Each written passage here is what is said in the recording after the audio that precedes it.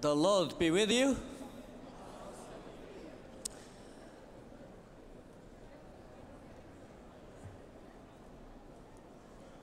Please, I would like to ask the body to be in order as quickly as possibly you can.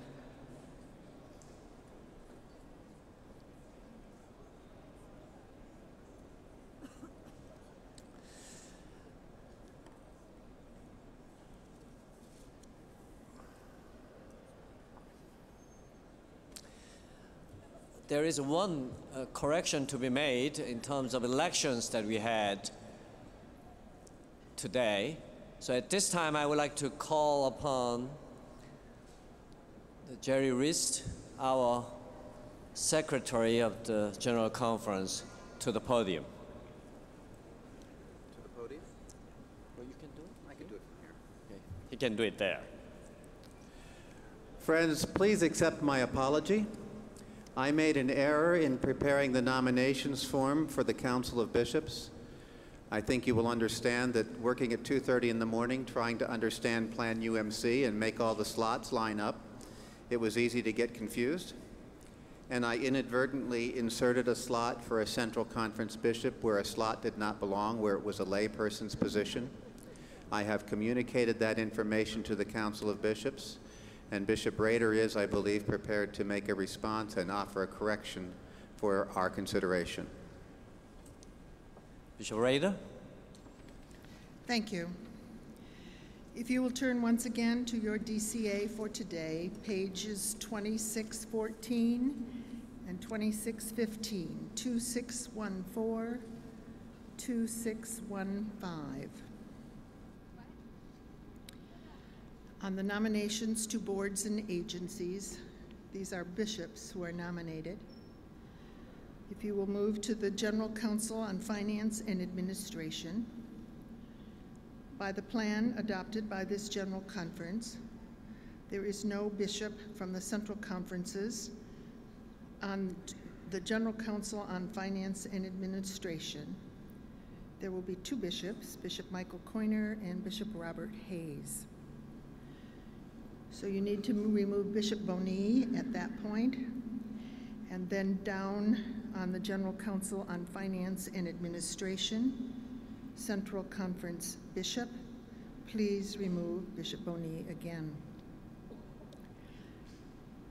Do you want to take those first? Okay. Yes, I think the body needs to take a vote on this with the corrections. So are you ready? Hearing none to come to speak, and I think you're ready. Please have your voting pad ready. If you approve these elections as corrected, please vote 1 for yes and vote 2 for no. Let's vote. 5 seconds.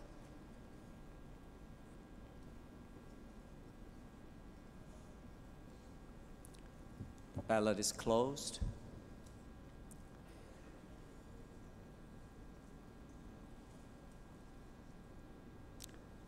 So they are elected as corrected. Then I have a nomination to the General Council on Finance and Administration. If you look at the bottom of page 2614, there is a listing from the jurisdictions, then from Europe and the Philippines, and there is a nomination from Africa. That nomination is Joseph Museu, M-U-S-E-U. That would complete the nominations to the General Council on Finance and Administration. So with one election, GCFA, do I see a white card? Come to the microphone, number 2, please.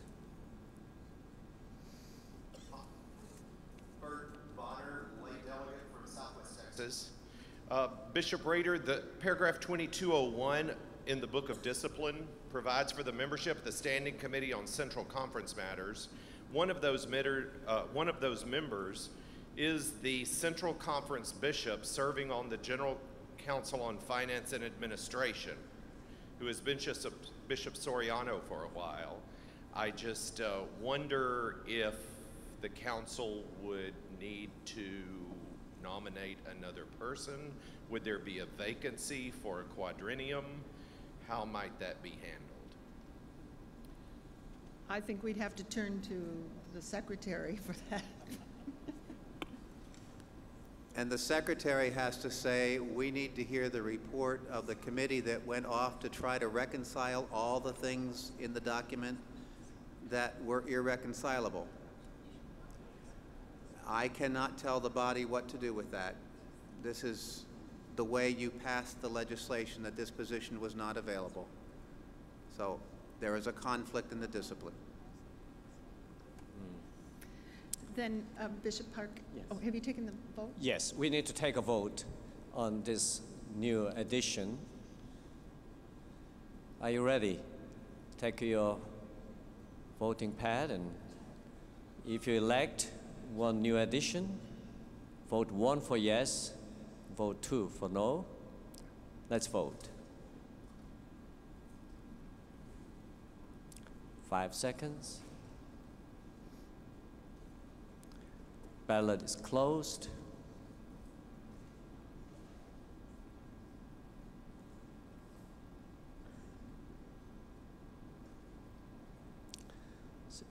Is elected. And then if you will turn to page 2615, the Commission on the General Conference. When I was here earlier today, we were not quite at perfection. We're moving toward it now. If you will look at number 7, one for each jurisdiction and central conference. Beginning with number 7, Stanislaus Kasongo, Kasonga, capital Ka, capital Suedi, from Congo Central, male, laity. Number 8, Francis Charlie, West Africa, Central Conference, Sierra Leone, male, clergy. Number 9, Helene Bindel, Bindl,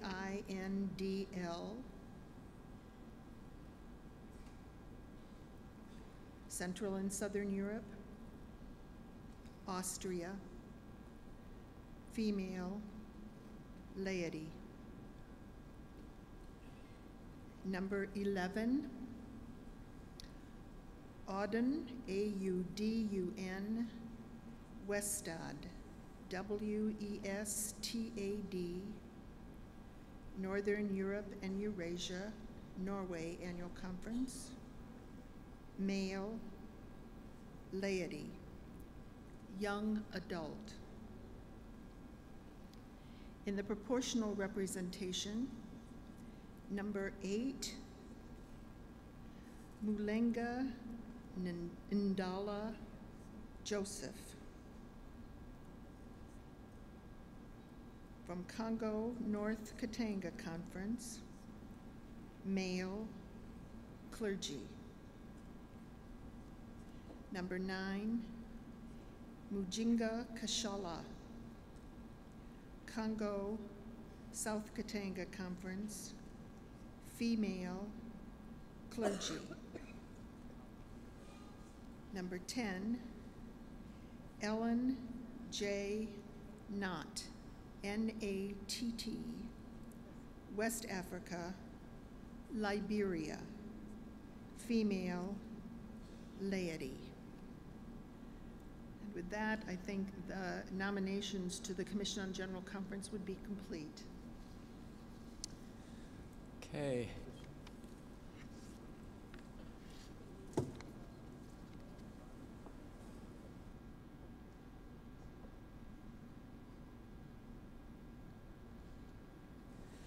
So I think we are ready to vote on them, on these elections. Please get your voting pad ready and let's vote 1 for yes and electing all these nominees. Vote no, 2 for no. Let's vote.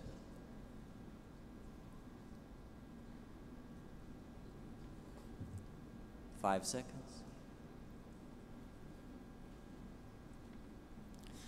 Ballot is closed.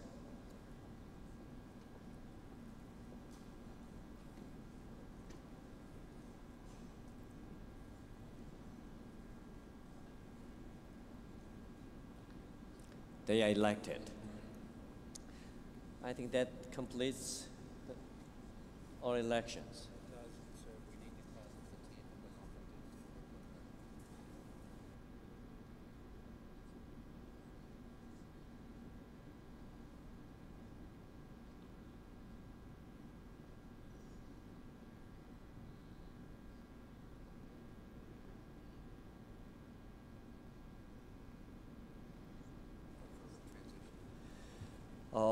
This is time for us to receive the report from the team we organized. I'm asking whether the team is ready for report. They are coming now. Thanks.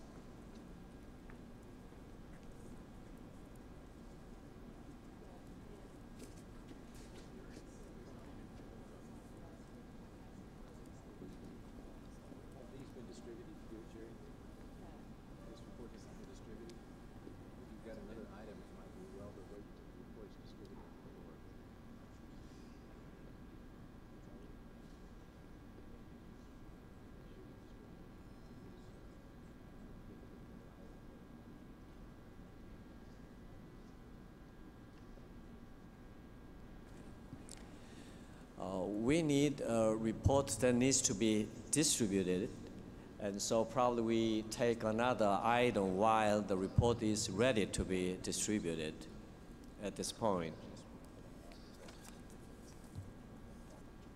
So let me call then Jessica Vargo of Finance and Administration.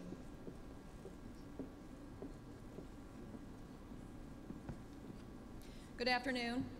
Jessica Vargo, laity, East Ohio, United States. Finance and Administration Committee has one petition to bring at this particular point in time. This petition does have a minority report associated with it. It can be found on the DCA on page 2191. 2191. It's calendar item 468. 468. The full text can be found in the Advanced DCA in Volume 2, Section 1, page 654. It's entitled Retiree Health and Connectional Service. Largely, this petition deals with the portability of retiree health care coverage. It stemmed from the work of the Church System Task Force.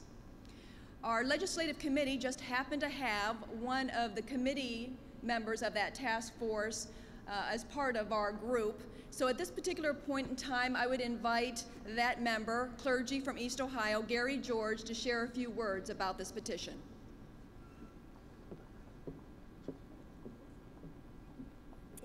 Thank you, Jessica. Good afternoon, General Conference.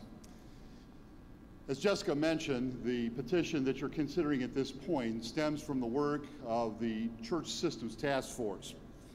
The 2008 General Conference of the United Methodist Church directed the General Board of Pension and Health Benefits as well as the General Board of Higher Education and Ministry to jointly convene a task force to examine clergy health and identify the impact church employment systems and structures have on the health of clergy. The task force was to present findings and recommendations to the Connectional Table, Council of Bishops, and General Secretaries. That work was completed, and as you might suspect, that work, part of which was turned into legislative petitions. You have the opportunity this afternoon to take up the issue of healthcare portability for access of retired clergy so that in their retirement they can have access to health care. As you know, many of our clergy persons may spend part of their ministry in one conference, part in another, and perhaps even part of their ministry in a general agency and in a conference or conferences, depending on the course of their vocation and call and answering God's call to service.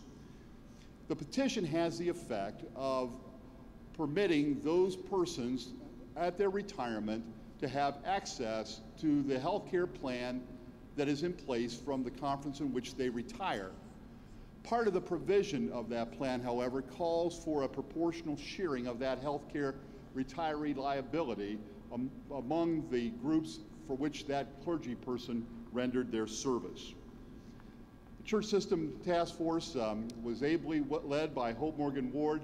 As we have thought about that issue and as the work generated, we feel this is an issue that General Conference can decide and help us to know as we move forward to continue the work on this issue or to begin to implement it. Thank you. Thank you. We have a minority report. I am Lisa King, lay from the Wisconsin Conference in the United States. The minority report is listed on page 2191. We agree with the intention of this petition and the concept of portability of retiree health care.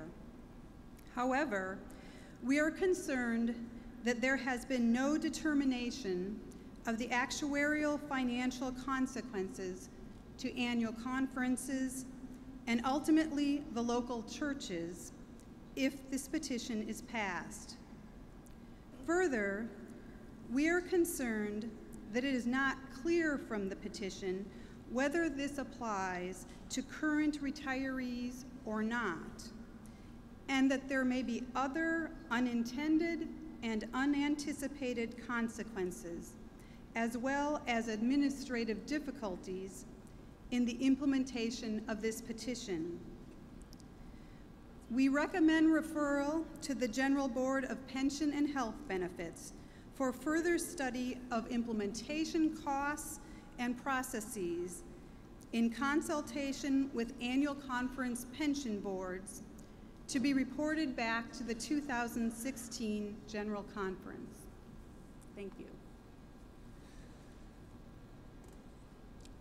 Anybody would like to speak on minority report? Yes, I see the card. Come to the microphone number 2, please. Thank you, Bishop. Jean Eden, lay delegate from Minnesota. Not only do we not know the consequences of the actuarial numbers for doing this, we still have pre-82 pension plans that are not fully funded, and some are not even funded at 50% yet. To add more liability to the annual conferences at this time would not be a good idea for the conferences that are struggling with the pre-82 liability. Thank you.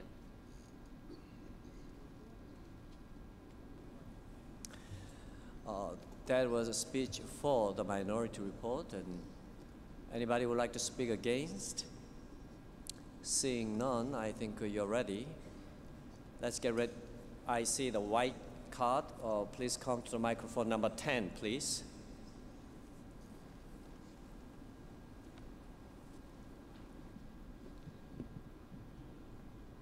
Orlando Boys, Liberia Annual Conference, lay.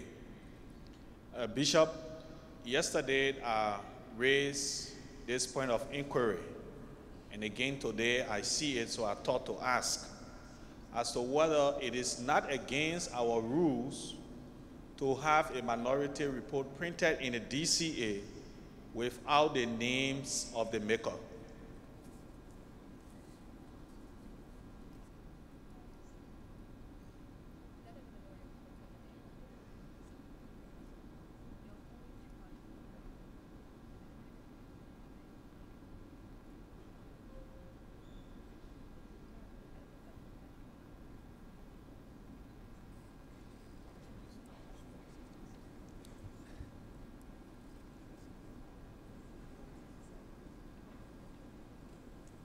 we'll hear from the conference secretary.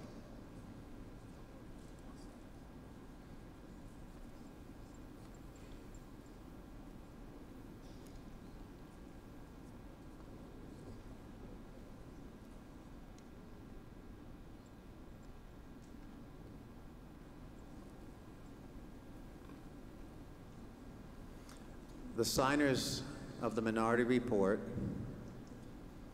are Lisa King, David Stotts, Michael B. Watts, Milton Wilson, John Tate, James R. Allen,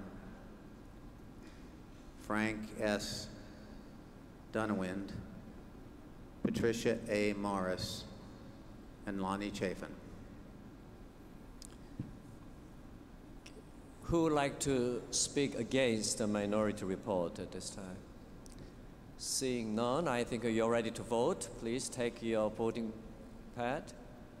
If you support the majority report, vote 1. If you support the minority report, vote 2. Let's vote now.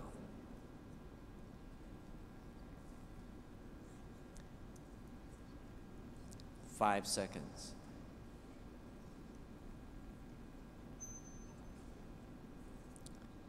Ballot is closed.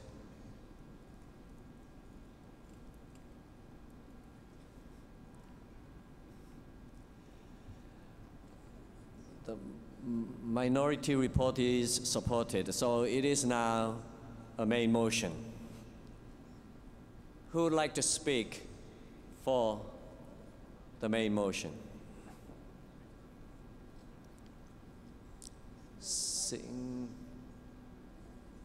Oh, I see a white card. Please come to the microphone number 7, please.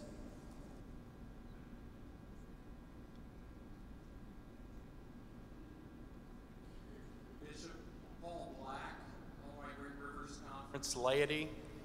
Since the thrust of the minority report is a motion to refer, doesn't the action we just took in fact refer it to the committee? No, not yet. We just have decided which report we are going to address. So now the minority report is the main motion, which is a motion to refer, and that is debatable. Anybody would like to speak? I see one person right in the back. Come to the microphone number 12, please.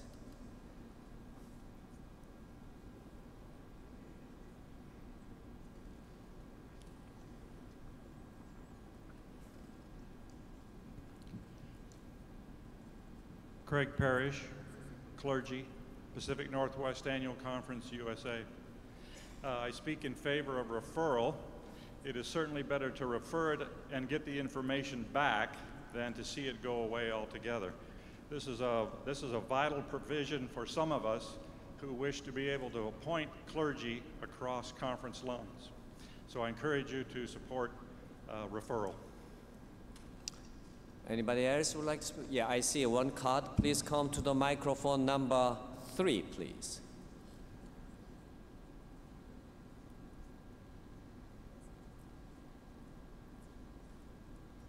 Thank you, Bishop. I'm Jim Allen from the Tennessee Conference. I would refer the body to page 593 in the ADCA. This is a listing of the unfunded liability for post-retiree health plans. For conferences in the United States that have liabilities, it seems to run from about $5 million up to some conferences top out around $80 million. We cannot afford to add more liability to this. I would speak against adopting this proposal. Who would like to speak for the main motion for referral? Seeing none, I think you're ready. Let's get ready to vote. Vote 1 for yes for referral. and vote 2 for no. Let's vote.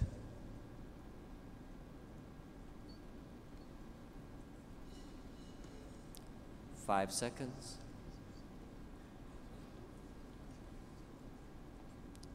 Ballot is closed.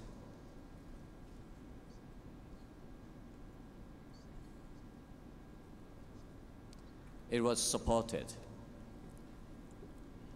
Now, I would like to check whether the team is ready to bring the reports yet. I don't see them yet, so we will move on to the next.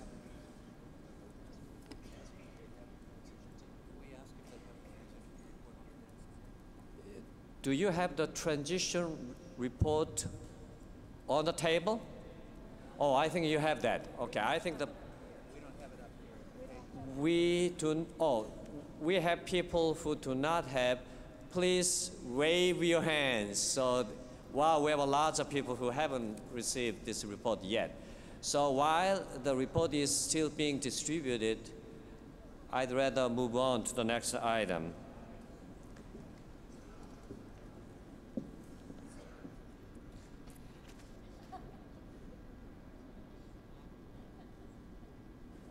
I would like to call upon Guy Ames. Thank you, Bishop. Delegates, Guy Ames, Oklahoma Conference Clergy, USA. You might find calendar item number 533 on DCA, page 2453. And I'm asking our subcommittee chair, Melly Maka of the California Pacific Annual Conference, and subcommittee member Mark Kennard of Kansas West to address us.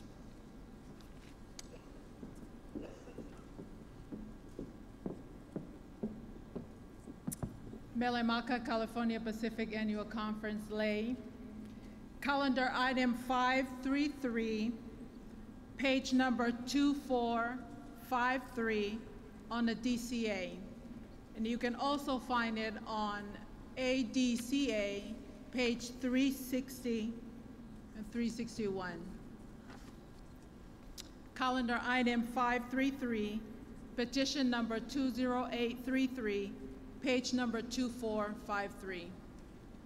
Bishop, the subcommittee had met and discussed this at length, and I would like to bring Mark, one of the subcommittee members that we had discussed this petition, to speak about the rationale of this petition.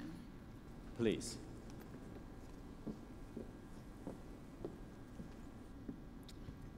Thank you, Bishop. Members of the General Conference, friends, would invite you to notice that this is entitled Distribution of Resolutions, but it's in a portion of the discipline that is actually the duties of the Secretary of the General Conference. It contains a process for editing and publishing the Book of Resolutions. It basically maintains the language that is in the current discipline. There are a couple of modest changes midway through, including providing a complete subject index, an index of scripture passages. It maintains the current provision that all duly approved resolutions shall continue in effect for 8 years unless renewed. Again, program boards and agencies are to review all valid resolutions and recommend the removal of any time-dated material. The resolution continues on page 2454 with a provision that resolutions to be an official part of the Book of Resolutions will require a 60% affirmative vote at General Conference. In our subcommittee and then in the full committee, item C was that which generated the most discussion. But this resolution as amended is before you. Okay, it is properly before you. Anybody would like to speak on it? Yes, come to the microphone number 9. Bishop Tim Crouch, North Texas Conference laity. I rise in opposition to this petition because of bullet point C, which requires a 60% majority to be put into the Book of Resolutions. While I appreciate the views from some that the Book of Resolutions has become too large and is increasingly irrelevant, this is no reason to establish a new precedent of a supermajority requirement of 60% for any legislation. Our polity is that except for constitutional amendments, we are governed by a majority, not a supermajority. I oppose this new voting requirement that sets this new precedent for our church and moves us away from our polity of majority rules. Therefore, I urge you to vote against this petition. Who would like to speak for the resolution? Seeing none, yes, I recognize you and come to the microphone, or in the middle, yes, with a green card. Come to the microphone number 6, please.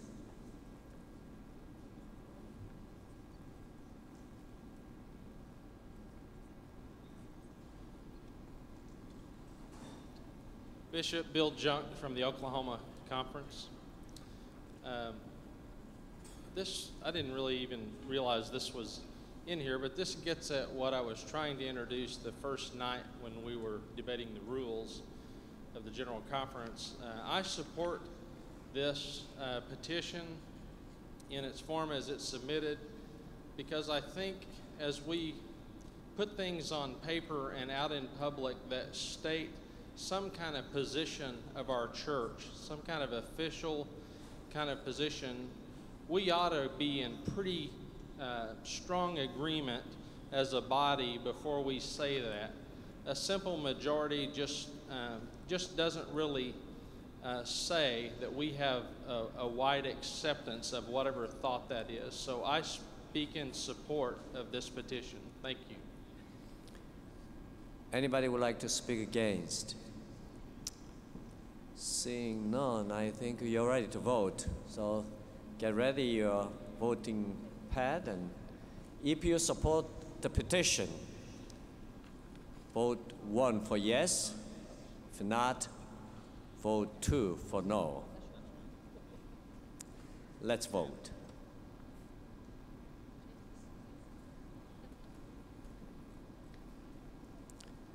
Five seconds.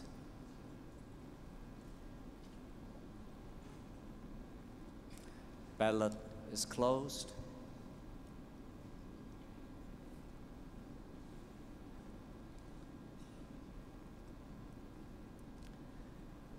The petition was supported. Thank you, Bishop.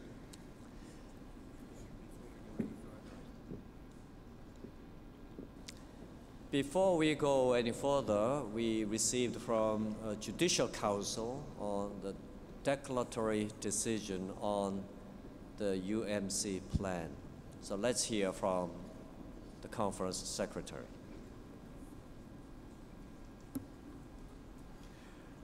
I will share with you the digest of the plan, the digest of Judicial Council Decision 1210. Under the Constitution, the creation and establishment of general church boards and agencies, the fixing of their structure, the determination of their functions, duties, and responsibilities, and the establishing of church priorities are legislative functions reserved to the General Conference alone. These legislative functions may not be delegated. The Constitution limits the General Conference in the authority it may delegate to the boards and agencies it creates. This authority is limited to the work of promotion and administration. Such boards and agencies as the General Conference establishes under its constitutional authority may not determine policies of the church, nor may they determine their own functions, except as such action is consistent with the actions already taken by the General Conference.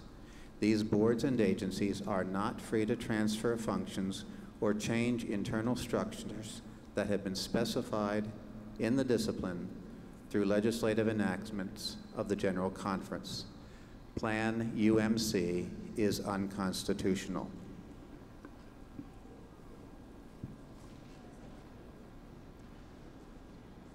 I will endeavor to have the entire decision posted as quickly as possible online, and I will deliver it to the DCA staff.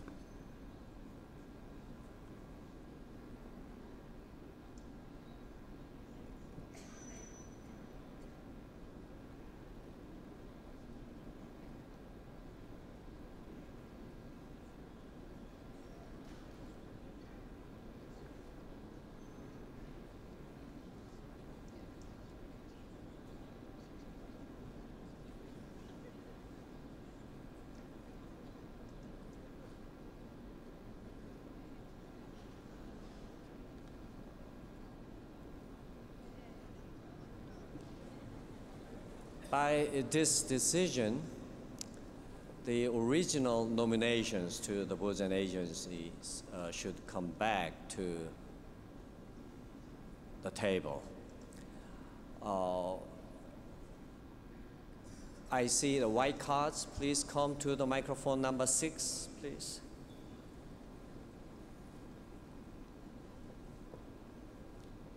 Bishop Fred Brewington, New York Annual Conference, Lay, USA. In light of this monumental determination which has just been provided to this General Conference and its enormous impact on this body, the work that we have done, I rise and ask that this General Conference be placed in a short recess so that all the appropriate parties that need to caucus, discuss, and come up with solutions given the prior actions which have been taken, that we recess for 10 minutes at this time.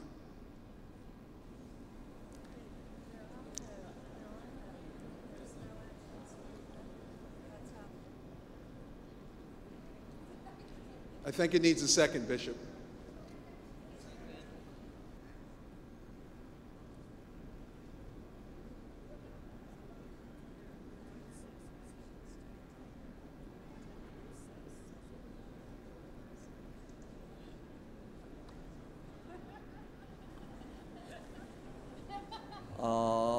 The make of the motion, please come to the microphone number 6.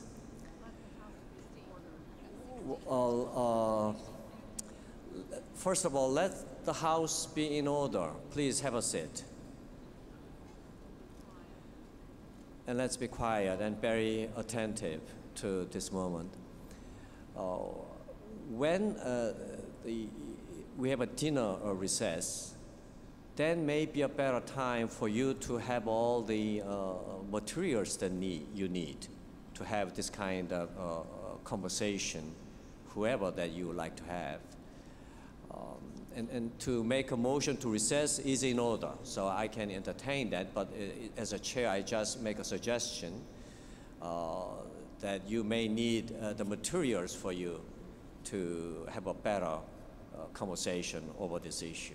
Bishop, I agree, but my request was not for the full contemplation of what needs to be done, but a short recess so that we might be able to gather the people before they fly to all the corners of the world before dinner time comes. And I was asking, even if it's 5 minutes, so that we might be able to collect the people that need to be collected, I'm asking for a short recess so that we can caucus sufficiently to collect the people that need to be collected. Okay, so the motion, as I heard, was to have a recess for 10 minutes, and that is in order. That is not debatable. Is there a second, though? There's a second. So we need to vote on this motion to have a recess for 10 minutes. It's not debatable. So let's get the voting pad ready. If you support this motion, vote 1 for yes. If not, vote 2 for no. Let's vote.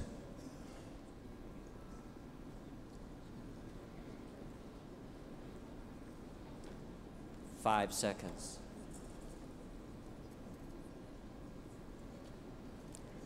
Ballot is closed.